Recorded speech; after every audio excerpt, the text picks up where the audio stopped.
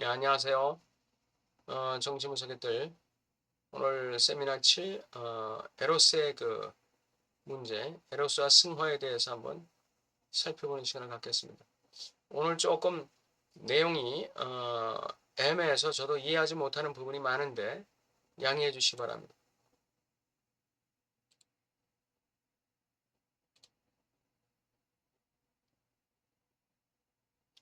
에로스의 타락과 승화의 문제입니다. 대상관계 문제는 프로이드적으로 읽어야 한다. 사실 그것은 나르심적 관계다. 상상적 관계, 대상관계라는 건 근본적으로 프로이드 입장에서는 나르심 관계라는 거예요. 상상적 관계. 이 수준에서 대상은 주체가 자신의 이미지에 대해 갖는 사랑과 영구적으로 상호 교환 가능한 경우에만 대상에게 자신을 소개하는 거예요. 대상에게 접근한다는 것이죠. 자기 자신에 대한 이 사랑의 이미지와 상호 교환 가능한 경우에만 대상을 사용한다는 거죠. 자아 리비도와 대상 리비도는 자아 이상과 이상적 자아의 차이, 자아의 신기로와 이상 형성의 차이와 관련하여 프로이드에 의해 소개되었는데, 이 이상은 혼자만의 공간을 만든다. 자아의 이미지에 대해 갖는 자기 사랑이기 때문에 이 자아 이상은 혼자만의 공간을 만드는 것이죠. 이 자아 폐쇄적인 공간을 만드는 것이죠. 동일시의 문제, 이 이미지와의 동일시 문제, 이것은 이 심리적 분열과 연결되어 있다. 예, 심리적 분열. 실제 이미지와 실제 자아와 자신만의 이미지, 자신의 이미지에 대한 사랑이 만들어내는 그 이미지의 분열. 예, 동일시는 거기에 있다는 거죠. 이는 주체를 이성화하고 강요된 자신의 이미지에 동일시하는 거예요. 그 이미지에 대한 상대적 의존 상태에 주체를 두는 것이죠. 동일시, 동일시는 거기에 있다는 거죠. 자신의 이상화되고 강요된 이미지와 스스로를 동일시하. 이 자신의 이상화되고 강요된 이미지는 이상적 자아를 통해서 올 수도 있고 자아 이상을 통해서 올 수도 있죠.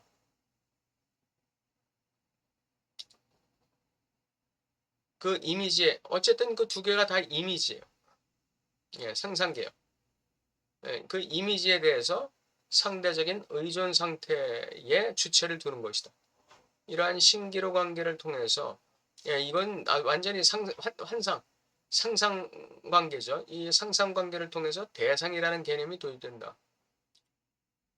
그 나의 이러한 그 이상화되고 강요된 사랑의 이미지를 수용해주고 승인해줄 수 있는 대상이 도입되는 것이죠.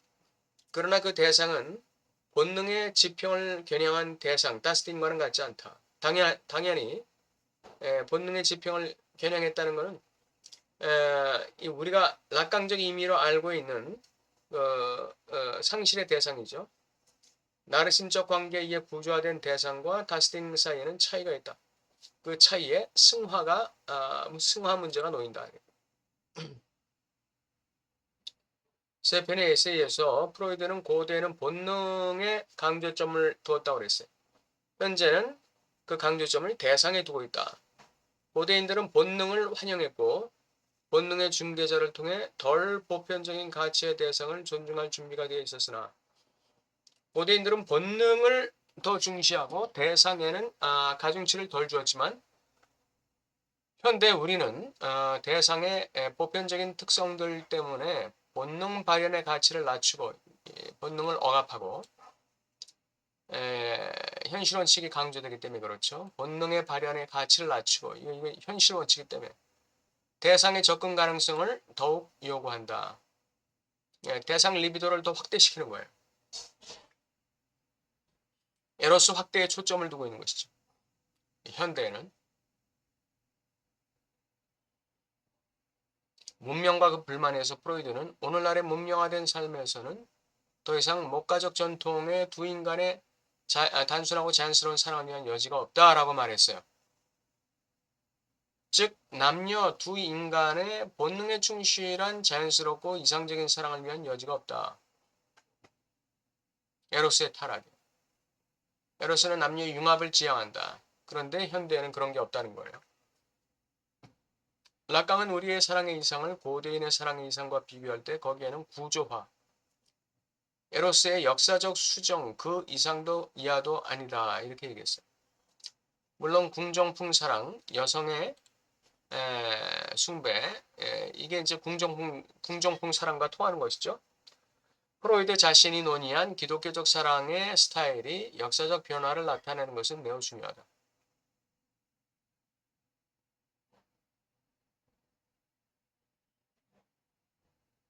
나는 당신을 그 영역으로 인도할 것이다. 락강이 그 예로 고대 어떤 작가들에게서 그리고 그리스 문화보다는 라틴어에서 이상화된 대상의 숭배를 특징 짓는 일부 또는 모든 요소가 발견된다는 것은 사실이다.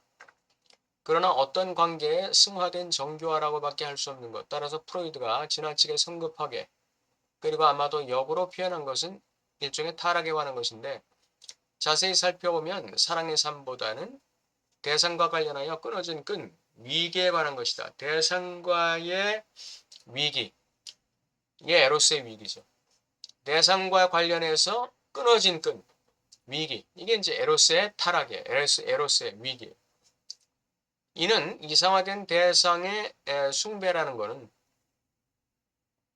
이거는 진정한 사랑이 아니죠. 그리고 근친상간의 욕망을 표현한 것에 지나지 않는다 이렇게 얘기했어요. 프로이드가. 여기 에로스의 타락, 위기가 여기에 있다. 에로스와 근친상간의 욕망, 이거 아주 중요한 장차인데 이거 잘 구분해야 될 것 같습니다.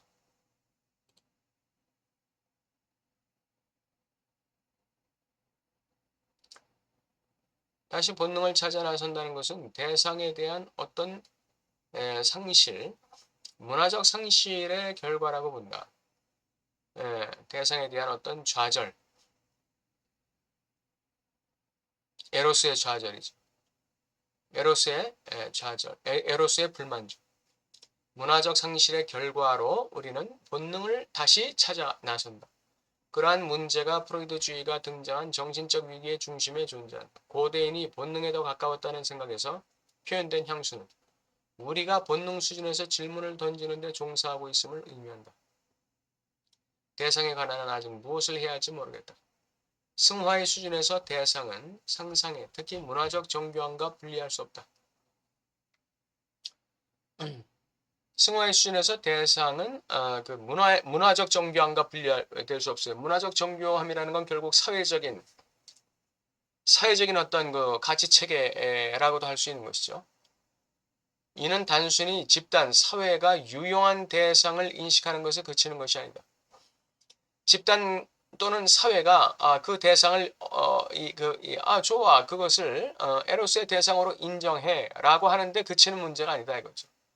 그것은 다소 휴식의 공간을 찾아 다스팅의 주제에 자신을 속이고 가상의 기획으로 다스팅의 영역을 식민지화한다. 다스팅이라는 주제에 자신을 속이고 가상의 기획으로 그 다스팅의 영역을 식민지화하는 것은 이 사회, 이 집단이, 이 사회가, 대타자로서의 사회가 이 다스팅을 갖다가 이 현실 속에 끌어내린다는 거예요. 그냥 상징계에 끌어내리는 거예요. 이것이 집단적이고 사회적으로 다스팅이 받아들여지는 승화가 작동하는 방식이다. 다스팅을 갖다가 어떻게 한다? 식민지화 한다는 거예요. 다스팅을 식민지화하는 거. 어디에 식민지화예요? 사회 집단의 가치 체계에 식민지화하는 거예요. 그래야 사회 집단이 자신의 항상성을 유지하면서 다스팅에 접근할 수 있기 때문에 그래요. 이것이 집단적이고 사회적으로 다스팅이 받아들여지는 통로예요. 이게 방식이죠. 즉 다스팅을 식민지화하는 것이 사회적으로 받아들여지는 대상의 승화 방식이에요. 그러나 사실 여기서 주체의 소외는 일어나고 불만이 생긴다 그랬죠. 사회는 도덕주의자, 예술가, 장인, 드레스 디자이너, 모자 디자이너 등 일반적으로 상상의 형태의 창조자가 제공하는 신기루에서 어느 정도 위안을 얻는다. 네, 사회는 바로 이렇게 예술을 통해서 장인의 작품을 통해서 어떤 이 작품을 통해서 다스팅을 갖다가 형상화한 그런 그 작품을 통해서 사회는 어느 정도 위안을 얻는 거예요. 그 대상에 대해서 접근 불가능한 그 대상, 그 악으로서의 대상, 금기로서의 대상에 닿지 않으면서도 그 어느 정도의 위안을 얻는 거예요. 이 쾌락을. 그러나 우리가 승화의 힘을 추구해야 하는 것은 단순히 사회가 기꺼이 동의하는 승인이 아니라 사회가 승인하는 수준에서 우리는 만족할 수 없다는 거예요. 대상에 대한 그 승화를. 그것은 오히려 상상적 기능에 있으며 특히 주체의 욕망이 의존하는 형태인 환상 공식의 상징화를 사용할 것이다. 단순히 그 대상을 갖다가 이 식민지화해서 현실적 상징계에 포섭하려는 것으로 우리가 만족할 수는 없고, 우리의 그 환상의 욕망의 환상 공식, 그 슬래시 S 다이아몬드 A죠. 욕망의 환상 공식의 상징화를 사용해서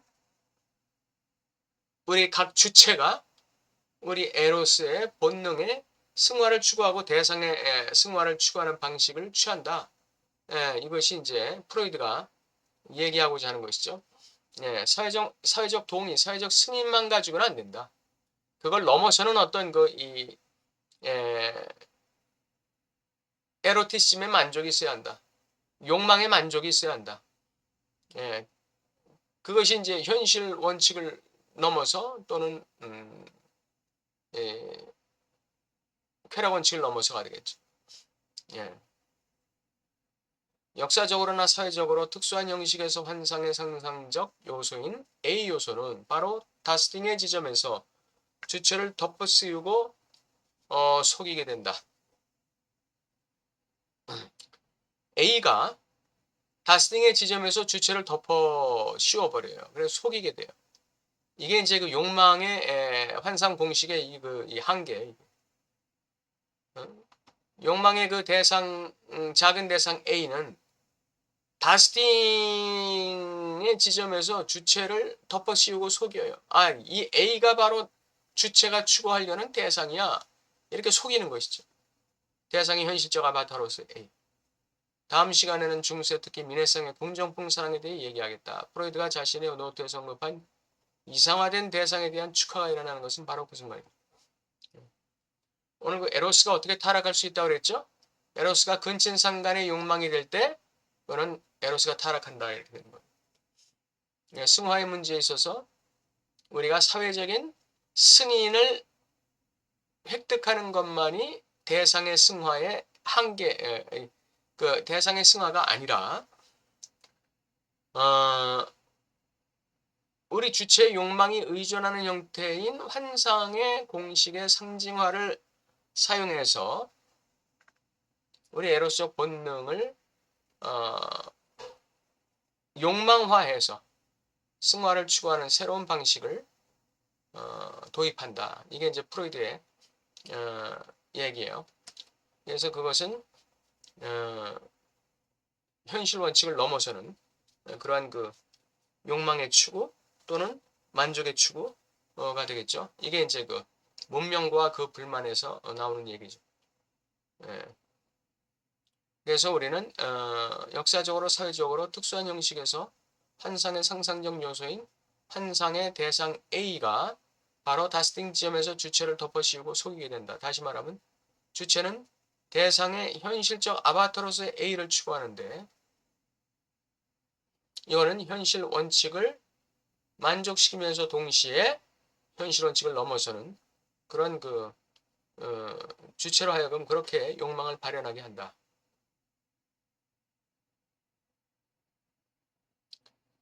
다음 시간에는 중세 공정풍 사랑에 대해서 얘기하겠다. 이렇게 얘기하고 있습니다.